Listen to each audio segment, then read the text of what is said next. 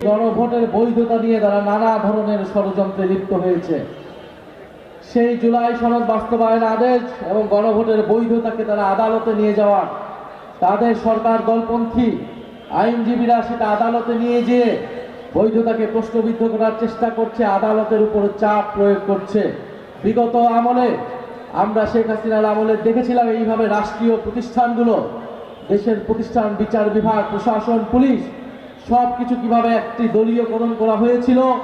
সেই একই প্রবণতা আমরা এই সরকারের মাত্র এক মাসও হয় নাই, সেই সরকারের শুরু থেকেই আমরা দেখতে পাচ্ছি। সংস্কারের বিপক্ষে, বিচারের বিপক্ষে যদি কোনো শক্তি, কোনো সরকার দাঁড়ায়, বাংলাদেশের জনগণ সেটা গ্রহণ করবে না। জাতীয় নাগরিক পার্টি, এনসিপি এবং 11 দল সেটা সহজে মেনে নেবে না। আমরা এই সরকারের সাথে ইতিবাচক মনোভাবেই কাজ করতে চেয়েছিলাম।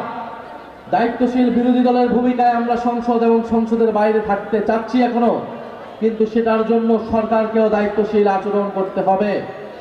এই আগামী 12 তারিখ অধিবেশন হবে, সেই অধিবেশনের শুরুতেই সংস্কার পরিষদ, সংবিধান সংস্কার পরিষদের সদস্য হিসেবে তাদেরকে শপথ নিতে হবে এবং ফ্যাসিস্টের রাষ্ট্রপতিকে অপসারণের জন্য যথাযথ ব্যবস্থা গ্রহণ করতে হবে।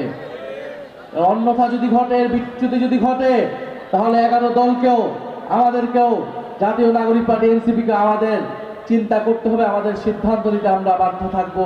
আমরা খুব স্পষ্টভাবে বলতে চাই, মুক্তিযুদ্ধের নামে, 7ই মার্চের নামে, শেখ মুজিবের নামে, অন্য যে কোনো কিছুর নামেই ফ্যাসিস্টদেরকে যদি পুনর্বাসনের প্রচেষ্টা চালানো হয়, তাহলে সেটা আমরা মেনে নেব না।